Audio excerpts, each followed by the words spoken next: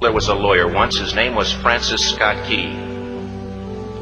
He penned a song that I'm sure you're aware of. You've seen it. It's in most hymnals throughout our churches. It's called the national anthem. It is our song as an American. We go, however, to a ball game. We stand in our church services and we sing the words of that song, and they float over our minds and our lips, and we don't even realize what we're singing. Most of us have memorized it as a child, but we've never really thought about what it means. Let me tell you a story. Francis Scott Key was a lawyer in Baltimore. The colonies were engaged in vicious conflict with the mother country, Britain. Because of this conflict and the protractedness of it, they had accumulated prisoners on both sides. The American colonies had prisoners and the British had prisoners. And the American government initiated a move. They went to the British and they said, let us negotiate for the release of these prisoners. They said, we want to send a man out to discuss this with you. They were holding the American prisoners in boats about 1,000 yards offshore. And they said, we want to send a man by the name of Francis Scott Key. He will come out and negotiate to see if we can make a mutual exchange. On the appointed day, in a rowboat, he went out to this boat and he negotiated with the British officials. And they reached a conclusion that men could be exchanged on a one-for-one basis. Francis Scott Key, jubilant with the fact that he'd been successful, went down below in the boats, and what he found was a cargo hold full of humanity, men. And he said, men, I've got news for you tonight. You're free. He said, tonight I have negotiated successfully your return to the colonies. He said, you'll be taken out of this boat, out of this filth, out of your chains. As he went back up on board to arrange for their passage to the shore, the admiral came and he said, we have a slight problem. He said, we will still honor our commitment to release these men, but it'll be merely academic after tonight. It won't matter. And Francis Scott Key said, what do you mean? He said, well, Mr. Key, he said, tonight we have laid an ultimatum upon the colonies. Your people will either capitulate and lay down the colors of that flag that you think so much of, or you see that fort right over there, Fort Henry? He said, we're going to remove it from the face of the earth. He said, how are you going to do that? He said, if you will, scan the horizon of the sea. And as he looked, he could see hundreds of little dots. And he said, that's the entire British war fleet. He said, all of the gunpowder, all of the armament is being called upon to demolish that fort. It will be here within striking distance in a matter of about 2.5 hours. He said, the war is over. These men would be free anyway. He said, you can't shell that fort. He said, that's a large fort. He said, it's full of women and children. He says, it's predominantly not a military fort. He said, don't worry about it. They said, we've left them a way out. And he said, what's that? He said, do you see that flag way up on the rampart? He said, we have told them that if they will lower that flag, the shelling will stop immediately. And we'll know that they've surrendered, and you'll now be under British rule. Francis Scott Key went down below and told the men what was about to happen. And they said, how many ships? He said, hundreds. The ships got closer. Francis Scott Key went back up on top and he said, men, I'll shout down to you what's going on as we watch. As twilight began to fall, and as the haze hung over the ocean as it does at sunset, suddenly the British war fleet unleashed. He says the sound was deafening. There were so many guns that there were no reliefs. He said it was absolutely impossible to talk or hear. He said suddenly the sky, although dark, was suddenly lit. And he says from down below, all he could hear the men, the prisoners, saying was, tell us where the flag is. What have they done with the flag? Is the flag still flying over the rampart? Tell us. 1 hour, 2 hours, 3 hours into the shelling, every time the bomb would explode and it would be close to the flag, they could see the flag in the illuminated red glare of that bomb. And Francis Scott Key would report down to the men below, it's still up. It's not down.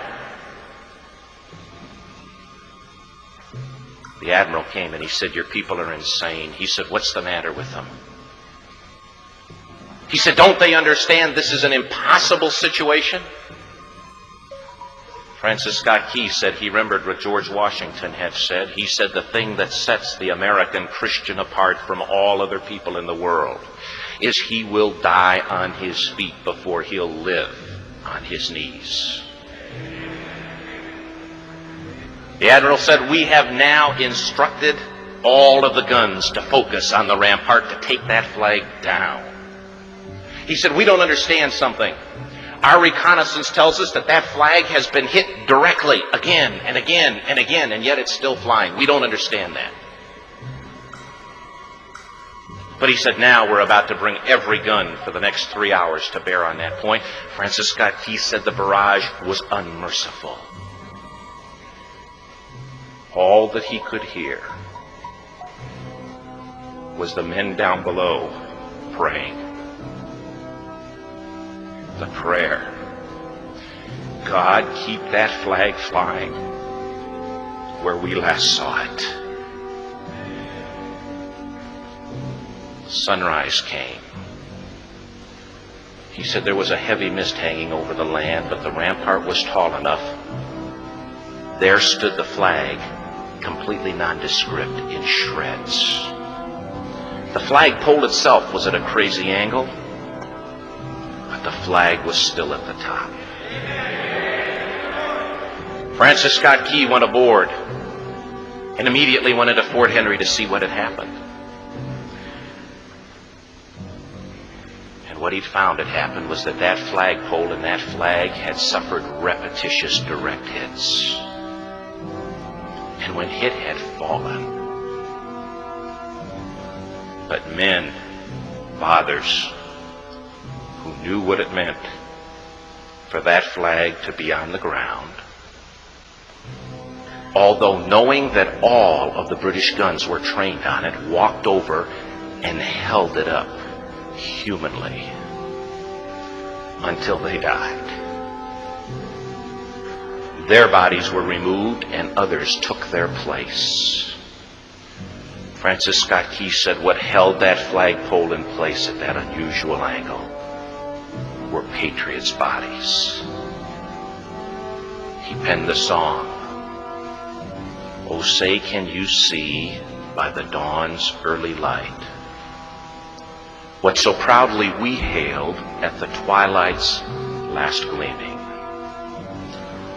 Or the rocket's red glare, the bombs bursting in air, gave proof through the night that the flag was still there.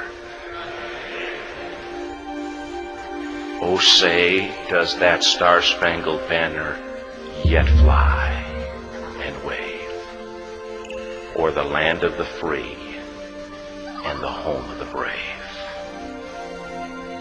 The debt was demanded. The price, it was paid. Oh, say, can you see by the dawn's early light what so proudly we hailed at the twilight's last gleaming, whose broad stripes and bright stars through the perilous fight o'er the ramparts we watched were so gallantly streaming, and the rockets break clear, the bombs bursting in air gave proof through the night that our flag was still there. Oh, say, does does that star-spangled banner yet wave o'er the land of the free and the home of the brave? Oh, say, does that star-spangled banner yet wave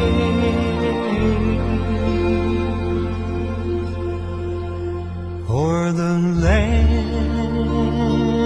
of the free and the home of the